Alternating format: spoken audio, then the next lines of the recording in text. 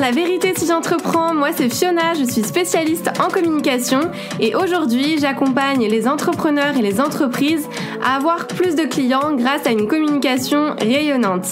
Chaque semaine, je vais vous partager des stratégies, des conseils concrets et facilement applicables autour du business en ligne, d'Instagram, de l'organisation, mais aussi mes réflexions plus personnelles et l'envers du décor de l'entrepreneuriat en toute vulnérabilité et sans aucun filtre. Si tout ça vous parle, alors bienvenue, vous êtes au bon endroit et maintenant c'est parti pour l'épisode étincelant du jour. Hello tout le monde, bienvenue dans ce nouvel épisode de podcast où aujourd'hui je vais vous raconter encore une fois une histoire personnelle qui a un lien hyper étroit bien sûr avec le business. J'en ai déjà parlé sur mes réseaux sociaux, en conférences, etc. Mais pas par ici, donc c'est parti, on va parler de tout ça ensemble. Vous le savez sûrement ou pas, mais l'année dernière, on s'est lancé dans la rénovation de notre maison avec mon copain. Et on a enchaîné pas mal de galères et d'imprévus, la base, j'ai envie de vous dire. Et en fait, j'ai remarqué que choisir ses artisans, c'est un peu comme choisir ses investissements. Vous allez très vite comprendre cette métaphore-là parce que oui, clairement, on n'allait pas tous taper tout seul et même si j'aime faire les choses par moi-même, enfin ça dépend pourquoi, je sais reconnaître qu'il y a des domaines qui sont pas dans mon ressort et que j'ai pas forcément envie d'ailleurs de creuser. Donc ni une ni deux, on a voulu faire appel à des pros, donc on a fait nos recherches, on a demandé des devis, etc. On a été tenté de prendre les moins chers, je vais pas vous mentir, parce que qu'on se le dise, chaque centime compte quand on rénove une maison. On a fait notre choix en se disant qu'on pourrait mettre un budget plus important sur d'autres choses et de regarder un petit peu les prix à nos risques et périls. Alors, on n'a pas pris les devis les moins chers, mais clairement, on n'a pas pris les devis les plus chers. Et une fois le devis signé et payé en avance parce que ça arrangeait la personne et qu'on est con, voilà, les travaux engagés, l'entrepreneur a tout simplement décidé de plus venir et de nous laisser un petit peu dans la merde. Et en plus de ça, évidemment, il a laissé derrière lui tous les problèmes qu'il avait créés. C'est un peu comme quand vous dites, vous savez que vous allez réparer un truc et que finalement, c'est pire qu'avant. Lui, c'était pareil. Donc forcément, en se retrouvant face à cet entrepreneur complètement incompétent et manquant clairement de professionnalisme, le mot est faible, mais je vais éviter de m'énerver en plein épisode de podcast, on a dû faire chauffer la carte bleue pour faire appel à d'autres personnes. Donc oui, en fait, le prix est important, mais il devrait pas être le seul et unique critère de choix, même si c'est tentant, on se comprend. Mais voilà, votre business, c'est un peu comme un projet de rénovation. En pensant en fait faire des économies, on a finalement, nous, dépensé beaucoup plus d'argent, d'énergie, de temps et aussi de charge mentale au passage. Et dans votre business, c'est exactement la même chose. La qualité a un coût. Et quand on voit des formations, des coachings moins chers, etc., c'est tellement tentant de s'inscrire. On a l'impression d'économiser sur le court terme, mais généralement, en fait, c'est une fausse bonne solution, j'ai envie de vous dire.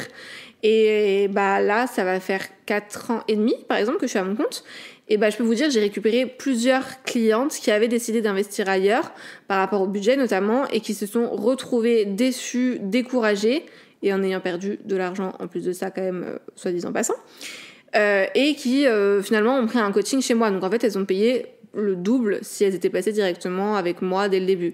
Et c'est comme prendre un prestataire pas cher, en fait, si on fait appel à quelqu'un pour finir, pour repasser derrière, c'est une perte de temps, d'énergie, et c'est un budget aussi qui pourrait être investi d'une meilleure manière. Donc rappelez-vous toujours, c'est quoi vos objectifs, quelle croissance vous visez, quel succès vous souhaitez, et investissez le budget nécessaire pour atteindre ça. Cherchez une transformation. Cherchez un résultat et cherchez pas seulement un prix, même si j'entends quand on se lance, on n'a pas le budget, c'est difficile, etc. Mais honnêtement, ça peut vraiment faire toute la différence par rapport à la suite de votre aventure.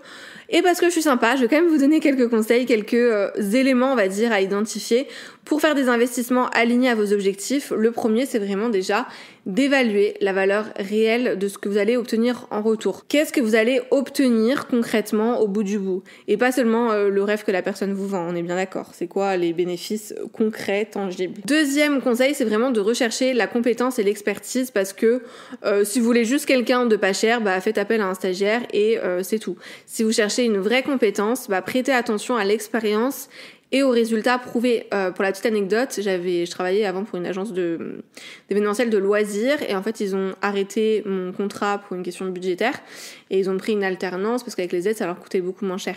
Mais en fait ils ont vite vu par eux-mêmes que, alors peut-être ils coûtent moins cher, mais qu'en fait ça n'apportait absolument pas les mêmes résultats, et surtout que ça leur prenait beaucoup de temps parce qu'il fallait former cette alternante.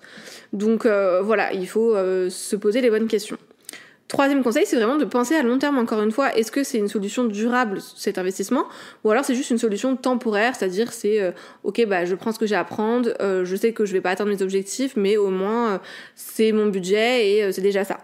Voilà, si vous le faites consciemment, on va dire c'est différent.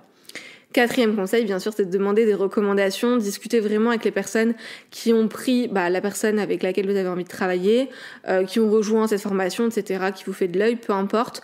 Vraiment essayer de récolter un maximum de témoignages et d'avis. Et puis le dernier conseil, ça serait de prioriser le feeling. En gros, si vous sentez pas la personne, n'y allez pas. Et même d'ailleurs ça peut être traite, parce que combien de fois j'ai senti les gens, mais en fait je me suis fait avoir, ça veut rien dire. Mais c'est vrai que souvent le ressenti, c'est un bon indicateur. A contrario, parfois il y a des gens que j'ai pas senti et j'ai quand même été vers eux et je l'ai regretté. Donc voilà, vous l'aurez compris, que ça soit pour des travaux de maison ou pour des investissements professionnels par rapport à votre business, prenez vraiment le temps de choisir en fonction de ce qui compte vraiment, parce que la qualité a un coût et elle vous fait gagner en fait du temps, elle vous fait gagner de l'énergie et au final ça vous amène aussi plus loin, et comme on dit, le temps c'est de l'argent. Donc la prochaine fois que vous hésitez entre deux options, pensez à moi et à ma maison et au chantier qu'on a récupéré d'ailleurs, et investissez pour une vraie transformation, pas pour un tarif attractif au premier abord. Et est-ce que d'ailleurs c'est le moment de placer, que ça tombe bien parce que je vends des packs et des formations ultra quali, peut-être. C'est le moment promotion. Mais voilà, je vous laisse checker en tout cas toutes les formations que je vends pour vous aider à atteindre vos objectifs dans la description directement. Vraiment, alors bien sûr je suis qui pour dire ça, mais je mets tout mon cœur dans mes formations pour vous aider à atteindre vos objectifs de manière très concrète. Voilà, j'espère que cet épisode vous aura plu et je vous dis à très vite. C'est tout pour aujourd'hui, j'espère que cet épisode vous a plu. N'hésitez pas à vous abonner si vous ne voulez absolument pas manquer les prochains épisodes et à laisser 5 étoiles pour me soutenir. Vous pouvez me retrouver sur Insta pour encore plus de conseils ou si vous voulez simplement papoter. En tout cas, merci de m'avoir écouté. Je vous dis à très vite pour un nouvel épisode La vérité si j'entreprends. Je vous fais des bisous.